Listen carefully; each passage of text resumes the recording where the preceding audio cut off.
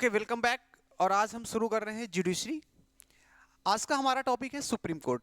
जैसा कि आपको दिख रहा है थंबनेल के द्वारा, क्लास 10th का जो हमारा सेक्शन है, जिसमें सिविक्स में तीसरा जो चैप्टर है, हमारा तीसरी यूनिट जो है वो है जुडिशरी। और जुडिशरी के अंतर्गत हमारे तीन पार्ट में पूरा टॉपिक को डिवाइड किया गया है। एक तो सुप्रीम कोर्ट, एक हाई कोर्ट और एक हमारा सबऑर्डिनेट कोर्ट। आज के टॉपिक में हम सुप्रीम कोर्ट देखेंगे। इट मे बी चांस कि 10 मार्क्स का डायरेक्ट क्वेश्चन आपका सिविक्स में एक सुप्रीम कोर्ट से आ जाए, और जो कि आया हुआ भी है। कई बार हाई कोर्ट और सबऑर्डिनेट कोर्ट को मिला करके आता है। एक लेक्चर में हम हाई कोर्ट और सबऑर्डिनेट कोर्ट कंप्लीट करेंगे, और यहाँ पर हम सुप्रीम कोर्ट पूरी तरीके से कंप्लीट करने वाले हैं। तो ये मान के चलिए कि इस चैप्टर के बाद सिविक्स पूरी कंप्लीट हो जाएगी। 20 मार्क्स के डायरेक्ट जो 10 मार्क्स क्वेश्चन है, एमसीक्यू प्लस 2 मार्क्स के मिलाकर के 10 मार्क्स, लगभग 30 मार्क्स का जो सिविक्स का सेक्शन है आपके इन सभी लेक्चर्स में, जो कि हमारे लगभग 7-8 या 10 लेक्चर पहुंच रहे हैं, इनमें कंप्लीट हो जाएगा। And it is very helpful for the board examination. शुरू करते हैं बिना टाइम वेस्ट किए हुए। तो ये पूरा का पूरा जो हमारा सीरीज है क्लास 10th के स्टूडेंट के लिए है, आईसीएसई बोर्ड की। सबसे पहला वर्ड हमारे दिमाग में आता है जुडिशरी, और उसके बाद फिर हम बात करेंगे सुप्रीम कोर्ट के बारे में। जैसा कि हमें मालूम है कि किसी भी डेमोक्रेटिक कंट्री में 3 पिलर्स होते हैं। एक तो होता है लेजिस्लेचर, एक होता है एग्जीक्यूटिव, एक होता है जुडिशरी। एक फिर चौथा पिलर हमारा आ जाता है प्रेस, मीडिया। लेजिस्लेटिव का काम होता है डेमोक्रेटिक कंट्री में लॉ का फॉर्मेशन करना, लॉ बनाना। एग्जीक्यूटिव का काम होता है लॉ को इम्प्लीमेंट करना। लेकिन अगर किसी प्रकार से दोनों में कोई कंट्रास्ट हो जाता है, या एग्जीक्यूटिव गलत तरीके से लॉ को इम्प्लीमेंट करती है, या लेजिस्लेटिव ने रूल्स कॉन्स्टिट्यूशन के अगेंस्ट जाकर के लॉ को बनाया हुआ है, तो ऐसी कंडीशन पर जो रोल आता है वो जुडिशरी का रोल प्ले हो जाता है। और फिर जुडिशरी अपने तरीके से चीज़ों को बैलेंस करने का काम करती है। यानी कह सकते हो यह एग्जीक्यूटिव और लेजिस्लेचर दोनों पे कंट्रोल करने का काम करती है। जुडिशरी का बेसिक मतलब है कोर्ट्स, सारी जितनी भी अदालतें हैं। और अदालतें क्या होती है, जब भी कोई गलत काम करता है तो उसके खिलाफ एक्शंस लेने का काम करती है, पनिशमेंट देने का काम करती है, उनमें सुधार करने का काम करती है। And that is the role. और देश की जो सबसे बड़ी कोर्ट है वो है हमारी सुप्रीम कोर्ट, इसलिए हमारे चैप्टर में सुप्रीम कोर्ट को ऐड किया गया है। So the thing is that, अगर हमें शुरुआती तौर पे अगर कोई हमसे पूछे कि जुडिशरी के बारे में एक दो वर्ड बताइए, तो हम कह सकते हैं ये third pillar of the democracy है, जैसा कि अभी थोड़ी देर पहले हमने बात किया। इसका काम क्या होता है, कोर्ट्स क्या करती हैं, डिस्प्यूट को रिजॉल्व करने का काम करती हैं, डिस्प्यूट को समाप्त करने का काम करती हैं। तो हम कह सकते हैं it provide the resolution of dispute. ये क्या करती हैं, डिस्प्यूट को खत्म करने का काम करती हैं। क्लियर है। इंडिया में जो जुडिशरी सिस्टम है वो कैसा है, ये बहुत इंपॉर्टेंट टर्म है, सिंगल इंटीग्रल जुडिशरी सिस्टम। जैसे हमने देखा कि हमारे यहाँ गवर्नमेंट जो है एग्जीक्यूटिव और फेडरल चलता है। सेंट्रल में अलग टाइप की गवर्नमेंट है, स्टेट में अलग है, और दोनों एक दूसरे पे इंटरफेयर नहीं करेंगे। लेकिन जुडिशरी के मामले में ऐसा नहीं होता है। जुडिशरी के मामले में जो डिस्ट्रिक्ट कोर्ट होती है उनमें पूरा कंट्रोल हाई कोर्ट का है, और हाई कोर्ट पे पूरा कंट्रोल है सुप्रीम कोर्ट का। इसका मतलब क्या है कि सुप्रीम कोर्ट देश की सभी अदालतों पे कंट्रोल कर सकती है। इसलिए हम क्या बोलते हैं इसे, सिंगल इंटीग्रेटेड जुडिशरी सिस्टम। इस वर्ड का मतलब भी आपको पता होना चाहिए, क्योंकि यहां से भी 2 मार्क्स का क्वेश्चन बोर्ड में आ चुका है इंडिविजुअल तौर पे। आगे हम देखेंगे भी इसका मतलब क्या होता है। अभी हम जुडिशरी के बारे में देख रहे हैं, और जुडिशरी में हम देखेंगे, आपको अगर दिखा देते हैं, हमने यहाँ पर सारी चीजें कवर अप की हुई हैं पूरी तरीके से। आपका बेसिक जो भी चीजें होंगी, पावर्स जो है, इसके राइट्स जो हैं, वो सब चीज हम इस पर डिस्कस करने वाले हैं, लेकिन 1 बाय 1 चल रहे हैं।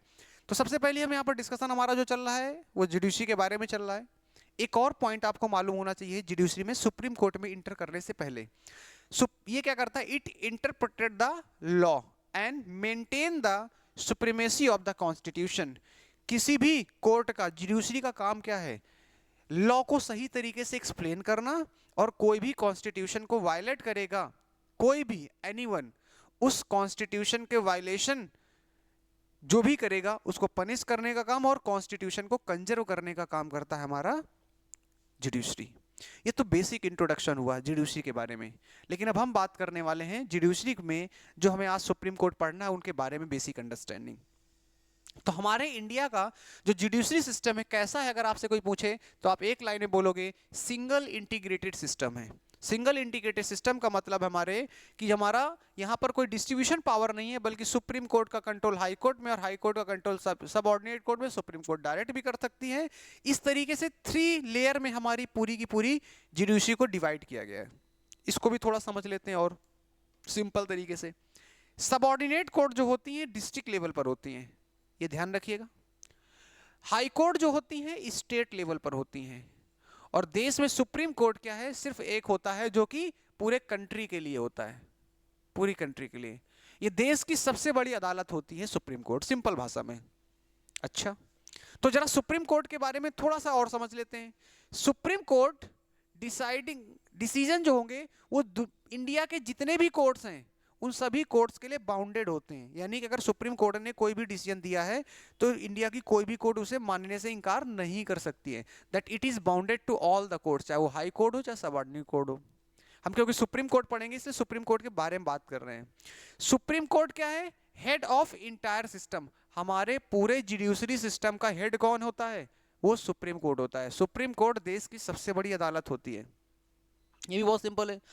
Supreme court can transfer the high court जजेस, और क्योंकि सुप्रीम कोर्ट सबसे बड़ी अदालत है इसके पास एक राइट और भी दिया गया है कि सुप्रीम कोर्ट देश के जितने भी हाई कोर्ट हैं उनके जजेस का ट्रांसफर भी करवा सकती है प्रेसिडेंट के द्वारा। All the cases from the lower court be taken up to the high court and ultimately to the supreme court by the appeal. जितने भी जिले लेवल पर कोई भी केस चल रहा है, अगर आप उस डिस्ट्रिक्ट लेवल के किसी भी केस से आप सहमत नहीं है तो आप हाई कोर्ट में अपील करते हैं जा करके। अगर आपके फेवर में डिसीजन वहां भी नहीं है तो फाइनल आप कहां जाएंगे, सुप्रीम कोर्ट में जाएंगे। यानी एक पैटर्न है, डिस्ट्रिक्ट कोर्ट, फिर आपका हाई कोर्ट, और फाइनल जो अपील होगी जाकर के वो सुप्रीम कोर्ट में होगी, जिसका मतलब सुप्रीम कोर्ट का रोल बहुत बड़ा हो जाता है। सो that is a basic thing कि हमारा सुप्रीम कोर्ट के बारे में आपको ये आइडिया हो गया। अब फिर क्वेश्चन बनता है कि जब सुप्रीम कोर्ट के बारे में हम चर्चा ही कर रहे हैं तो सुप्रीम कोर्ट में कितने जज होते हैं, जज का अपॉइंटमेंट कैसे होता है, उनकी पावर्स क्या होती हैं, उनको रिमूव कैसे किया जा सकता है, ये सब कुछ पता होना चाहिए और यहाँ से क्वेश्चंस आते हैं। तो सबसे पहला हम बात करने वाले हैं आज कंपोजिशन। कंपोजिशन का मतलब ये होता है सुप्रीम कोर्ट में टोटल जज कैसे हैं, कितने जज हैं, उन सब के बारे में डिस्कस करेंगे और यही होता है कंपोजिशन। तो हमारा जो टॉपिक है आज का कंपोजिशन, पहले सबसे पहली चीज आपको बता देते हैं, एमसीक्यू में बहुत इंपॉर्टेंट सेक्शन यहां से बनने वाला है। तो क्या क्या चीजें बन के आ सकती हैं, सबसे पहले ध्यान रखिएगा टोटल सुप्रीम कोर्ट में अभी जज कितने हैं, तो टोटल जज हैं 34 सुप्रीम कोर्ट में, टोटल 34 जजेस हैं, यहां लिखा भी है। टोटल 34 जजेस में आपको ध्यान रखना है 33 अदर जज होते हैं और एक चीफ जस्टिस ऑफ इंडिया होता है। सीजीआई का मतलब होता है चीफ जस्टिस ऑफ इंडिया, ध्यान रखिएगा। यानी कि चीफ जस्टिस ऑफ इंडिया अगर आप देखेंगे एक ये होगा इंक्लूडिंग विद 33 अदर जजेस, और इन टोटल को मिलाकर के 34, ये प्रेजेंट टाइम में टोटल सुप्रीम कोर्ट में जजों की संख्या है। इंक्लूडिंग विद सीजीआई 34 है, और अगर सीजीआई को हटा दिया जाता है 33, क्योंकि एमसीक्यू में पूछा जाएगा कि सीजीआई को हटा करके कुल कितने जज हैं, तो आपको ध्यान रखना है वर्तमान में 33 है। ये तो प्रेजेंट में, लेकिन क्या जब कॉन्स्टिट्यूशन बना 1950 में, सॉरी इंप्लीमेंट हुआ और हमारा सुप्रीम कोर्ट बना, उस समय भी क्या इतने ही थे? नहीं। ओरिजिनली जब सुप्रीम कोर्ट बना तो उस समय हमारे देश में टोटल जो जजेस की संख्या थी वो टोटल थी 8, ध्यान रखिएगा। ये भी हो सकता है कभी ऐसा भी एमसीक्यू पूछ लिया जाए, और अगर आपसे कभी कंपोजिशन के बारे में क्वेश्चन आता है तो आप इसको यूज कर सकते हो बहुत ही सिंपल तरीके से। 8 जजेस में फिर वही कंडीशन, 7 अदर जजेस और 1 सीजीआई। सीजीआई हमेशा रहेगा चीफ जस्टिस ऑफ इंडिया, इसका मतलब ये होता है सुप्रीम कोर्ट का जो मेन जज है वो सीजीआई कहलाता है, चीफ जस्टिस ऑफ इंडिया। अच्छा, तो कंडीशन क्लियर हो चुकी है। अब इसका मतलब ये है कि अगर शुरू में 8 थे, आज आपके टोटल 34 पहुंच चुके हैं, इसका मतलब संख्या इनकी बढ़ाई गई होगी। और अगर संख्या बढ़ाई गई है इनकी तो कौन बढ़ा सकता है? समय समय पे जजेस के नंबर्स कौन बढ़ाएगा? स्वाभाविक सी बात है कि देश में लगातार जब चीजें बढ़ी तो केसेस भी बढ़ते गए, और जब केसेस बढ़ते जाएंगे तो सुप्रीम कोर्ट में बर्डन बढ़ने लगा, और इस बर्डन को कम करने के लिए जजेस की संख्या बढ़ानी पड़ती है, लेकिन इसको बढ़ाने का काम होता है या राइट होता है पार्लियामेंट के पास। सो द नंबर ऑफ जजेस can be increase by the parliament, it is important, ध्यान रखिएगा। यहां से भी अगर एमसीक्यू लेता है तो आपको रेडी रहना है। क्लियर है? Because parliament has to power to make a law, और क्योंकि पार्लियामेंट के पास लॉ बनाने की पावर है तो कॉन्स्टिट्यूशन में लिखना पड़ेगा ना टोटल कितने जज हैं, तो ये कौन लिख सकता है? ये पार्लियामेंट लिख सकता है।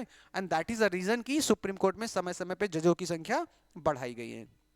ये 2018 में भी बढ़ाए गए हैं 34 जज से, इससे पहले हुआ करते थे आपके 30 + 1, फिर 3 जजेस संख्या बढ़ा दी गई, इस प्रकार आपके 34 प्रेजेंट टाइम में हो चुके हैं। आई होप ये भी क्लियर हो चुका है कंपोजिशन आपका सुप्रीम कोर्ट में जजेस का। ठीक है, आगे बढ़ते हैं। कंपोजिशन क्लियर हो गया, सुप्रीम कोर्ट में कितने जजेस हैं।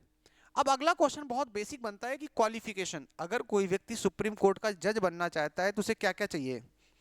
क्या हम और आप भी सुप्रीम कोर्ट के जज बन सकते हैं? तो इसके लिए आपको समझना पड़ेगा कि क्वालिफिकेशन क्या क्या होती है सुप्रीम कोर्ट के जज के लिए। यहां से क्वेश्चन बहुत पूछा जाता है, ये बोर्ड का क्वेश्चन है, 2 मार्क्स का 3 मार्क्स का क्वेश्चन बहुत पूछा जाता है। तो जरा इसको समझते हैं।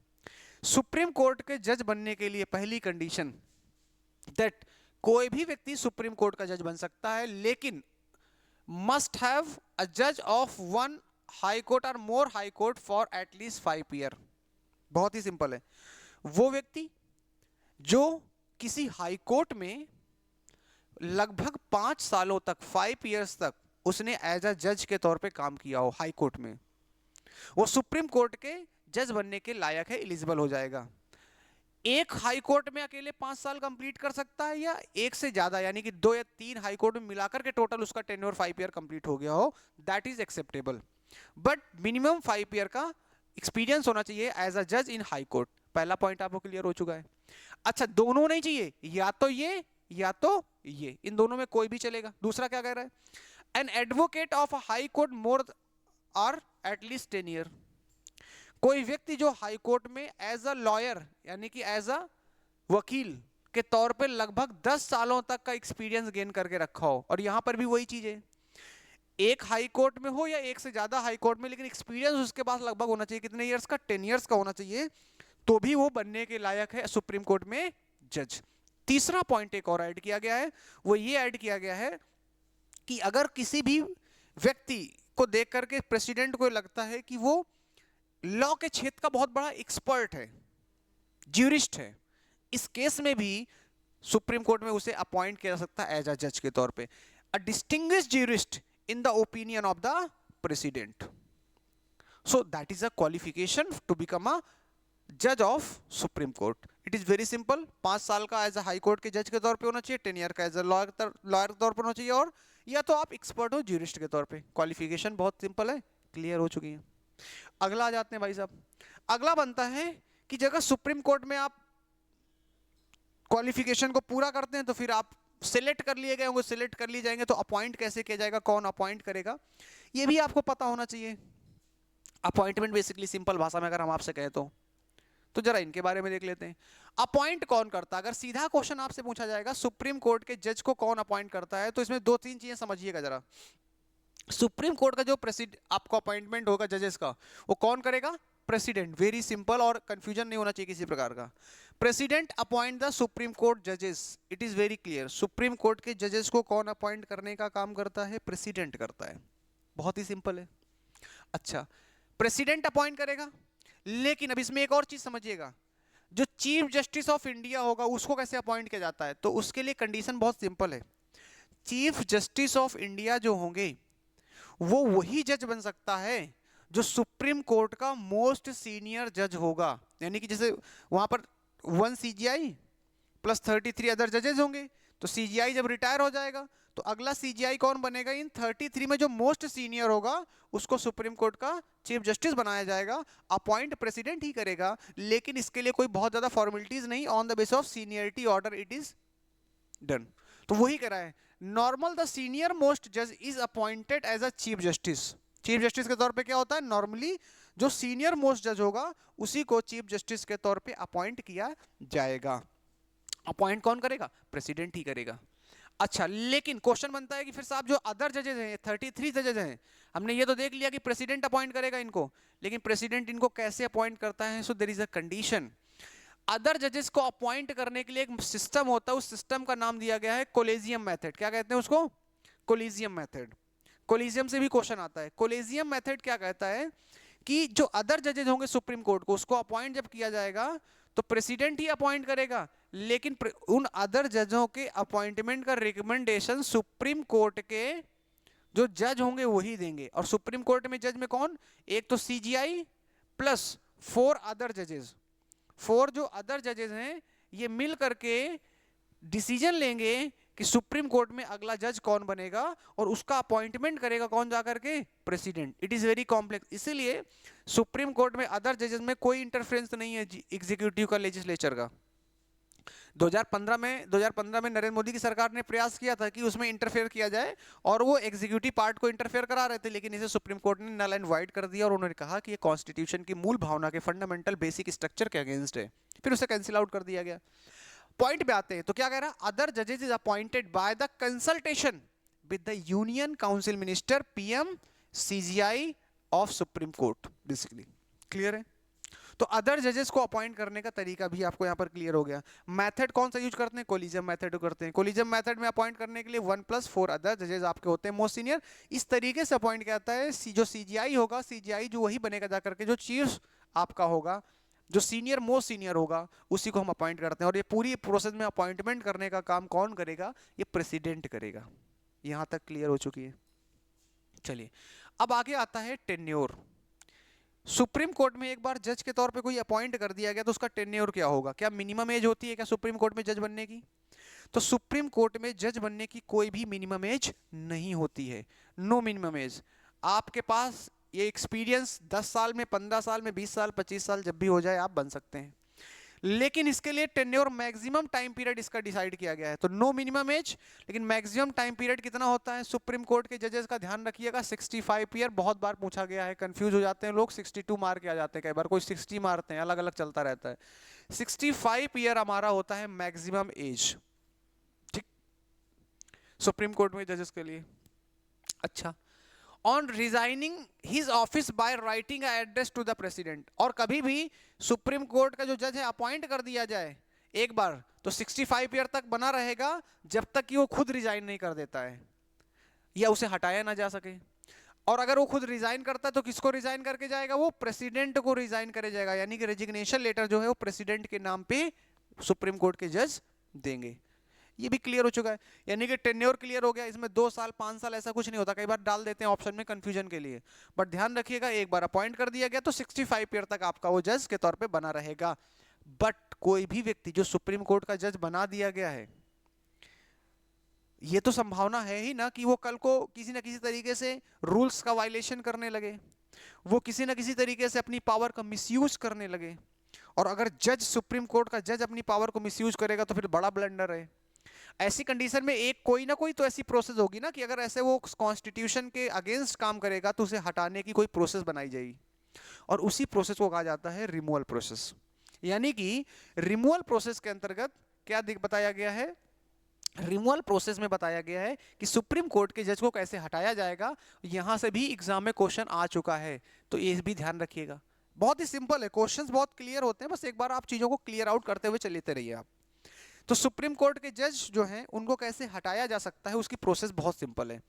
पहली चीज तो सुप्रीम कोर्ट के जज को जो हटाने का प्रोसेस है, रिमूव्ड बाय द प्रेसिडेंट। कौन हटाएगा, प्रेसिडेंट हटाएगा, बट प्रेसिडेंट अपने मन से नहीं हटा सकता है।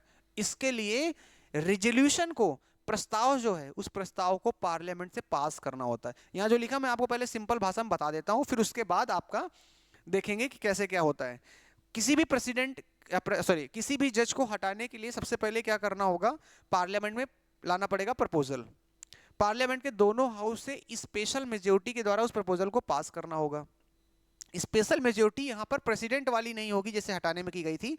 यहां पर जितने भी मेंबर प्रेजेंट हैं और जो वोटिंग में पार्टिसिपेट कर रहे हैं उसका 2/3 माना जाता है स्पेशल मेजोरिटी में। यहाँ हटाने का जो बेसिस है, उस बेसिस में या तो उसने कॉन्स्टिट्यूशन का उल्लंघन किया हो किसी न किसी तरीके से, मिसबिहेवियर, या तो उस पद के लायक ही नहीं है, इनकैपेसिटी। अब जज को तुम बैठाल दोगे उसके पद में और उसके लायक नहीं होगा तो मामला तो पूरा गंदा हो जाएगा। और अगर ऐसी कंडीशन होती है तो प्रस्ताव को ला सकते हैं स्पेशल मेजोरिटी से, और दोनों हाउस से यदि पास हो जाएगा तो प्रेसिडेंट फिर एक ऑर्डर यूज करेगा और उस जज को रिमूव कर देगा। That is a basic process. ठीक है, चला आइए इसको देख लेते हैं।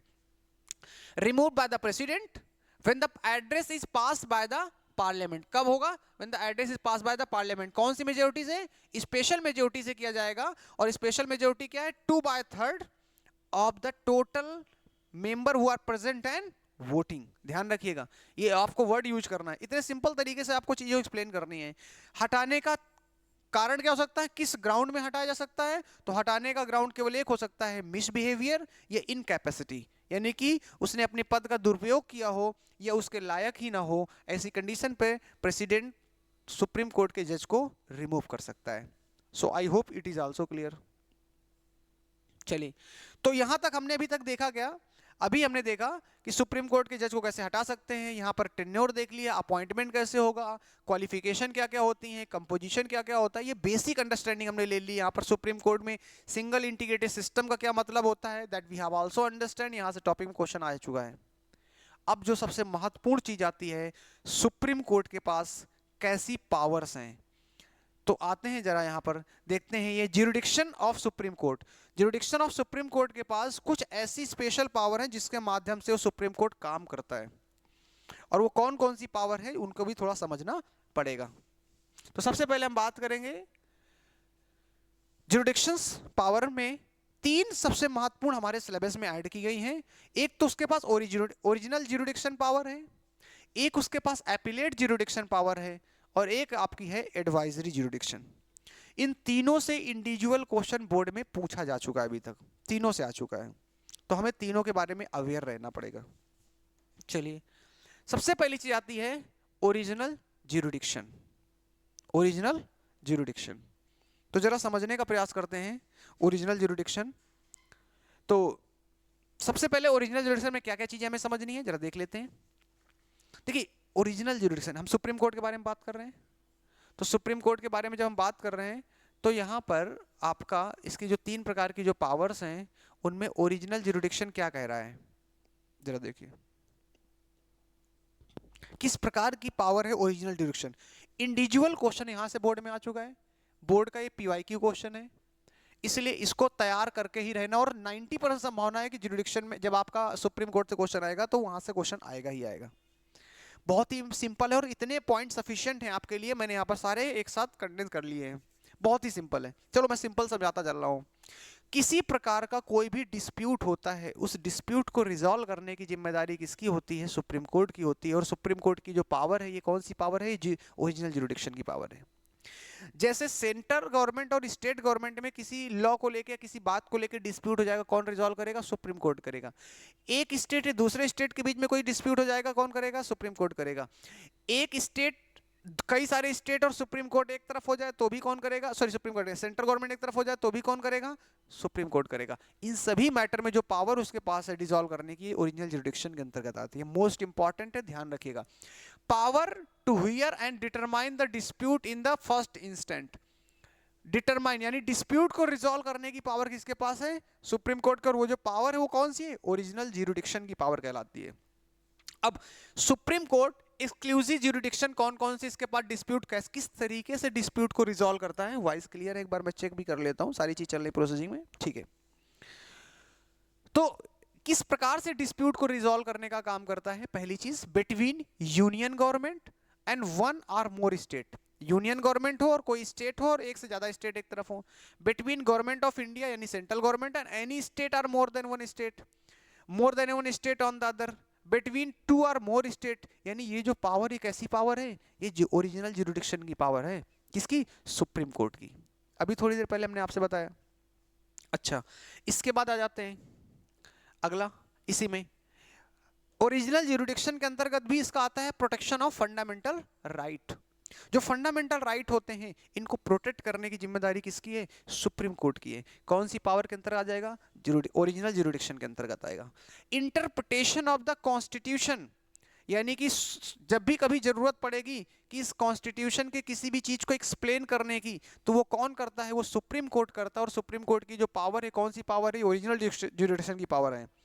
All cases where interpretation of the constitution is required, जहां पर भी जितने भी केसेस पे सुप्रीम कोर्ट के इंटरप्रिटेशन की नीड होगी, फाइनल इंटरप्रेट कौन करेगा? सुप्रीम कोर्ट होगा। और सुप्रीम कोर्ट के बारे में आपको मालूम होना चाहिए that he is supreme court is a guardian of the constitution, इसीलिए इसके पास इंटरप्रिटेशन की पावर होती है। और ये जो पावर है सुप्रीम कोर्ट की, ये पावर कहलाती है original jurisdiction. It is clear? ठीक है, और आगे बढ़ते हैं भैया। अगली जो पावर है वो कौन सी है? एपिलेट पावर, यानी अपील करने की पावर। सुप्रीम कोर्ट में आप अपील कर सकते हैं, और उसमें सुप्रीम कोर्ट में जो अपील करने की पावर है वो कैसी पावर है? वो पावर है आपकी एपिलेट पावर। और as a court of appeal, supreme court is a final, यानी कि सुप्रीम कोर्ट के ऊपर कोई कोर्ट नहीं है, ये फाइनल कोर्ट है अपील की, इसलिए इसके पास अपीलेट पावर है। आप फाइनल अपील सुप्रीम कोर्ट में जा सकते हो, कर सकते हो। अब इसमें भी दो प्रकार के केसेस के अपील होंगे, एक तो क्रिमिनल केस होते हैं, एक तो सिविल केस होते हैं। क्रिमिनल केस होते हैं, एक तो सिविल केस होते हैं। सम क्रिमिनल एक्टिविटीज इन्वॉल्व, यानी कि सारी चीजें नहीं, सम क्रिमिनल एक्टिविटीज डायरेक्ट सुनवाई कर सकता है कौन? Supreme court. Otherwise criminal cases की शुरुआत क्या होती है? सेशन कोर्ट से होती है, फिर हाई कोर्ट हो जाएगा, फिर सुप्रीम कोर्ट, एक प्रोसेस होता है, ठीक है। डिस्प्यूट रिगार्डिंग प्रॉपर्टी, यहां पर क्रिमिनल एक्टिविटी से रिलेटेड क्रिमिनल केस में आएगा, और सिविल केस में रिलेटेड जितनी भी प्रॉपर्टी के डिस्प्यूट होते हैं सिविल मैटर के अंतर्गत आते हैं। जैसे आपने देखा डिवोर्स के केस क्या है? सिविल कोर्स है। मैरिज डिस्प्यूट क्या है? सिविल कोर्ट है। फैमिली डिस्प्यूट क्या है? ये सिविल केस में आते हैं। क्लियर? अच्छा, क्रिमिनल केस के बारे में क्या कह रहा है? इंपॉर्टेंट, ध्यान से सुनिएगा। पहली चीज तो ये क्लियर हो गया, अपील करने की जिम्मेदारी और दो प्रकार केसेस होते हैं, क्रिमिनल और आपका सिविल केसेस में क्या क्या चीजें हैं वो भी आपको मालूम होनी चाहिए।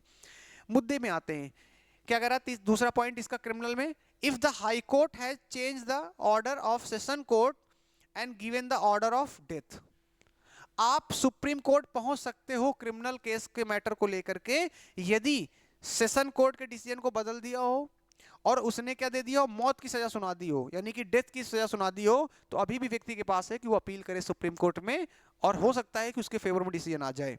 That is the basic thing. Clear? अच्छा, supreme court itself can grant have appeal against the judgement of court, और कई मैटर में ऐसा भी होता है कि सुप्रीम कोर्ट कई बार डायरेक्ट कोर्ट में इंटरफेयर कर सकता है, कि अगर उसे लगता है कि जो जजमेंट में कहीं ना कहीं कुछ मामला गड़बड़ रह गया है। तो ये भी ध्यान रखिएगा इस मैटर को लेकर के। इधर क्या कहता है? Supreme court can change the decision of lower court, civil court के मैटर को भी सुप्रीम कोर्ट डिसीजन बदल सकता है।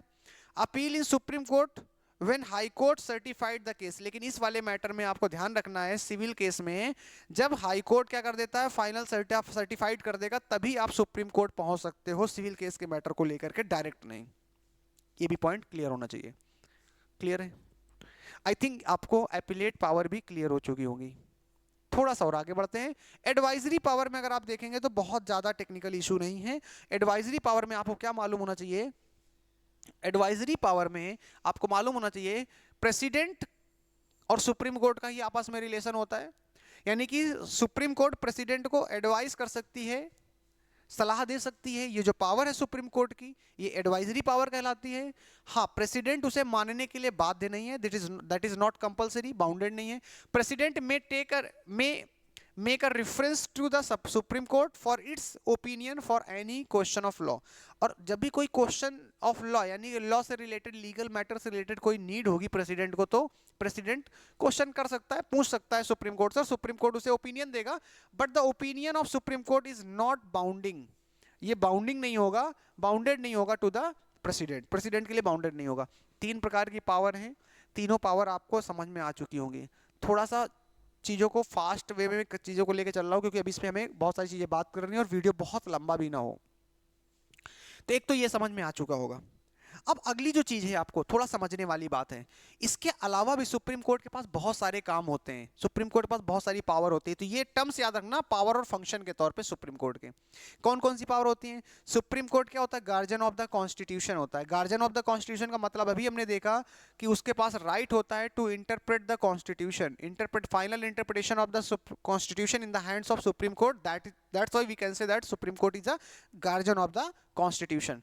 सेपरेशन ऑफ पावर होती है इसके पास, ठीक है। सेपरेशन ऑफ पावर यानी कि हाई कोर्ट, डिस्ट्रिक्ट कोर्ट से रिलेटेड जो भी चीजें होंगी वो डिस्टिंग्विश करने का काम करेगा। Justice and rule of law, पूरे देश में रूल ऑफ लॉ को इंप्लीमेंट करने का काम किसके पास होता है? वो सुप्रीम कोर्ट के पास होता है, कि रूल ऑफ लॉ इंप्लीमेंट रहे, लॉ के अकॉर्डिंग देश चलेगा। ये जिम्मेदारी किसकी है? ये सुप्रीम कोर्ट की जिम्मेदारी है, ध्यान रखिएगा। Protection of fundamental right, fundamental right को प्रोटेक्ट करने की जिम्मेदारी भी किसकी होती है? सुप्रीम कोर्ट की होती है। जुडिशियल रिव्यू, अभी हम बात करने वाले हैं जुडिशियल रिव्यू क्या है, इसलिए आगे देखेंगे। लीगल प्रेसिडेंट जो भी होंगे और सोशल जस्टिस, सभी को समाज में न्याय मिलता रहे, ये भी जिम्मेदारी होती है किसकी? सुप्रीम कोर्ट की, मेंटेन रखे। अगर आपसे कभी कोई पूछे फंक्शंस, तो फंक्शन ऑफ सुप्रीम कोर्ट में आप ये वर्ड यूज कर सकते हो सारे, वेरी इंपॉर्टेंट। इसी को मैंने थोड़ा सा और आपका एक्सप्लेन वे में कर दिया है, एक्सप्लेन कर दिया हल्का सा, तो जरा सा इसको भी समझने का प्रयास करते हैं। और यहाँ पर जितनी चीजें लिखी हैं इनमें से क्वेश्चन इंडिविजुअल तौर पे आ चुका है, जैसे कोर्ट ऑफ रिकॉर्ड से क्वेश्चन आया पिछले साल ही आपका आया है, इंटरप्रिटेशन ऑफ लॉ के तौर पे आया हुआ है। Custodian, guardian of the constitution को मैंने एक्सप्लेन कर दिया है, जरा देखते हैं, थोड़ा समझते हैं। बहुत ज़्यादा लंबा नहीं वीडियो जाएगा, बस कंप्लीट ही होने वाला है टॉपिक हमारा। तो सबसे पहली चीज़ अगर हम देखेंगे इंटरप्रिटेशन ऑफ द लॉ, अभी मैंने थोड़ी देर बताया पहले, it interpret the law which is apply to the specific cases. कहने का मतलब ये है कि कभी भी कोई लीगल मैटर पे सजेशन की बात आएगी तो सुप्रीम कोर्ट फाइनल इंटरप्रेट करेगा, एक्सप्लेन करेगा, व्याख्या करेगा, और कई सारे केसेस में इसकी ज़रूरत पड़ती है, और उस कंडीशन पे सुप्रीम कोर्ट ही फाइनल इंटरप्रिटेशन का राइट माना जाएगा। तो गार्जियन ऑफ द कॉन्स्टिट्यूशन इसीलिए इसको कहा गया है, ध्यान रखिएगा। तो ये तो अलग मैटर हो जाएगा, बट इंटरप्रिटेशन का राइट किसके पास है कॉन्स्टिट्यूशन का, ध्यान रखिएगा, सुप्रीम कोर्ट के पास है। एडवाइजरी फंक्शन अभी थोड़ी देर पहले हमने बात की थी, इसलिए मैं यहाँ छोड़ रहा हूँ। एडवाइजरी फंक्शन का मतलब सुप्रीम कोर्ट सलाह दे सकता है प्रेसिडेंट को। कोर्ट ऑफ रिकॉर्ड बहुत इंपॉर्टेंट है, यहाँ से इंडिविजुअल 2 मार्क्स का क्वेश्चन आ चुका है। क्या कहता है, सुप्रीम कोर्ट के जितने भी जजमेंट होते हैं, अब सिंपल समझो, सुप्रीम कोर्ट जब कोई डिसीजन देगा तो वो जो डिसीजन देगा तो कोई ना कोई केस रहा होगा, ऐसे ही केस फ्यूचर में फिर भी आ सकते हैं। तो होता क्या है कि सुप्रीम कोर्ट का जो डिसीजन है वो उसके निचली जितनी भी अदालतें हैं, कोर्ट हैं, जब कभी उनके यहाँ भी ऐसा कोई मैटर आएगा तो उस केस में वो कोर्ट, हाई कोर्ट हो या डिस्ट्रिक्ट कोर्ट हो, डायरेक्ट रेफरेंस करते हुए कह सकते हैं कि सुप्रीम कोर्ट में ऐसा ही मैटर आया था तो सुप्रीम कोर्ट ने यह सजा का प्रावधान किया था। यानी कि एक तरीके से रेफरेंस में यूज किया जाएगा सुप्रीम कोर्ट का डिसीजन, और यही जो मैटर इसको कहा जाता है court of record. Supreme court judgement are recorded for a future reference and testimony. Future reference के लिए यूज किए जाते हैं। Supreme court can review any judgement. अच्छा, ये तो खैर अलग पावर इसी में है, सुप्रीम कोर्ट किसी भी जजमेंट को रिव्यू कर सकती है। तो ये पॉइंट आपको कोर्ट ऑफ रिकॉर्ड में समझ में आ गया। आगे मैंने जो भी एक्सप्लेन किया उसको भी आप ऐड कर सकते हो। In future they can use as a law, यानी कि सुप्रीम कोर्ट का जजमेंट खुद एक लॉ बन जाता है निचली अदालतों के लिए। अच्छा, आगे आते हैं, कस्टोडियन ऑफ द कॉन्स्टिट्यूशन, इसका क्या मतलब होता है, गार्जियन ऑफ द कॉन्स्टिट्यूशन है, supreme court is a guardian, पहला पॉइंट, इसका ये मतलब हो गया। दूसरा, supreme court protect the spirit of constitution. क्यों कहा जाता है, क्योंकि सुप्रीम कोर्ट की जिम्मेदारी है कि कॉन्स्टिट्यूशन का वायलेशन कोई नहीं करेगा, और जो करेगा उसके खिलाफ एक्शन लेगा। इसीलिए स्पिरिट ऑफ द कॉन्स्टिट्यूशन को मेंटेन करना है by the power of judicial review. और इसका यूज कैसे करेगा, उसके पास एक पावर होती है जुडिशियल रिव्यू की, और फाइनल इंटरप्रिटेशन किसके हाथों में है, सुप्रीम कोर्ट के हाथों में। इसलिए इसको हम क्या बोलते हैं, कस्टोडियन ऑफ द कॉन्स्टिट्यूशन। ठीक है, ये सारी चीजें होती हैं आपकी। तो कहीं ना कहीं आपको ये पावर्स और फंक्शन भी सुप्रीम कोर्ट के समझ में आ गए होंगे। बार बार हम जुडिशियल रिव्यू की बात कर रहे हैं, तो क्यों ना हम जुडिशियल रिव्यू को जरा समझ लेते हैं। जुडिशियल रिव्यू को समझ लेते हैं भैया। ठीक है, जुडिशियल रिव्यू का मतलब क्या होता है, होता क्या है कि कई सारे देश में ऐसे मैटर होते हैं जहां पर वायलेशन हो जाता है, तो सुप्रीम कोर्ट क्या करेगा, उस मैटर को तुरंत अपने पास बुला लेगा और रिव्यू करेगा, विचार करेगा सही गलत क्या है। या कोर्ट, भारत की जितनी, इंडिया की जितनी भी अदर कोर्ट्स हैं, अगर कोई डिसीजन देती हैं और वो डिसीजन लगता है कि मामला कुछ गड़बड़ है, तो भी क्या कर सकता है, वो अपनी एक पावर का यूज करके उस पर रिव्यू कर सकता है। यानी कि इस तरह से जो इसके पास पावर है वो judicial review, it any law or order of the legislature or executive. बहुत इंपॉर्टेंट सुनना एक्सप्लेन करने के लिए, कोई भी लॉ, कोई भी ऑर्डर किसका, लेजिस्लेचर का या एग्जीक्यूटिव का, जो create conflict with the constitution, जो क्या करता है, कॉन्फ्लिक्ट करता है, डिस्प्यूट पैदा करता है कॉन्स्टिट्यूशन के साथ। यानी कोई लॉ बना दिया गया सुप्रीम कोर्ट के, जो किसी लॉ के पार्लियामेंट के द्वारा, जो कि अगेंस्ट द कॉन्स्टिट्यूशन है, then in that case supreme court declare null and void. उसे क्या कर देगा, वो नल एंड वॉइड डिक्लेयर कर देगा by using the power of judicial review. आप इस लाइन का यूज कर सकते हो जुडिशियल रिव्यू को लिखने के लिए, और बहुत ही परफेक्ट लाइन होगी। आई hope it is clear, judicial review भी। ठीक है, जुडिशियल रिव्यू क्लियर हो चुका है। अब हम लास्ट सेक्शन में आ रहे हैं, और यहीं से हमारा टॉपिक कंप्लीट हो जाएगा कि सुप्रीम कोर्ट के पास एक और पावर है। जुडिशियल रिव्यू तो है ही है, लेकिन जुडिशियल रिव्यू के तहत साथ साथ में वो फंडामेंटल राइट को प्रोटेक्ट करने का भी उसके पास पावर होता है, फंडामेंटल राइट को प्रोटेक्ट करने का। और फंडामेंटल राइट को प्रोटेक्ट करने का जो राइट है वो आर्टिकल 32 के तहत है। क्लास 9 में सब पढ़ते हैं डिटेल में। बाय यूजिंग आर्टिकल 32, सॉरी 39 कह रहा था मैं, sorry 32, supreme court can issue the writ and 5 different type of writ होती हैं। रिट मतलब एक आदेश होता है। सुप्रीम कोर्ट क्या करेगा, प्रोटेक्टर की तरह काम करेगा आर्टिकल 32 के तहत, and it can issue the writ, और वो रिट इशू कर सकता है for the protection of fundamental right, because article 32 is already the fundamental right, जो 6 फंडामेंटल राइट था। और कितने प्रकार की रिट इशू कर सकता है, 5 प्रकार की रिट इशू कर सकता है फॉर द प्रोटेक्शन, क्योंकि बोर्ड में यहां से भी क्वेश्चंस आ चुका है, इसलिए हम इसको पढ़ रहे हैं इंपॉर्टेंट देते हुए रूल। अदरवाइज आपको लगेगा यार ये तो 9 में पढ़ा था, बट हमारे सिलेबस का पार्ट है। एक habeas corpus, quo warranto, provision, certiorari and mandamus, ये 5 प्रकार की हमारी रिट होती हैं जो आपको ध्यान रखनी है। कम से कम नाम ध्यान रखना, अगर आ गया क्वेश्चन 3 या 4 नंबर में तो फिर आपका बेकार हो जाएगा मामला। 2 मिनट का मैटर है, जरा देख लेते हैं। हैबियस कॉर्पस का मतलब जैसे किसी को किडनैप कर लिया गया, पुलिस कस्टडी में कोई रखे हुए और पुलिस कोर्ट में लेके नहीं आ रही, ऐसी कंडीशन में सुप्रीम कोर्ट जो रिट इशू करेगा उसे हम हैबियस कॉर्पस कहते हैं। और सुप्रीम कोर्ट कहेगा विद इन 24, जो भी टाइम पीरियड दिया जाए उसे, 24 घंटे 48 घंटे, उसे कोर्ट में पेश करो एट एनी कॉस्ट, किसी भी हालत में।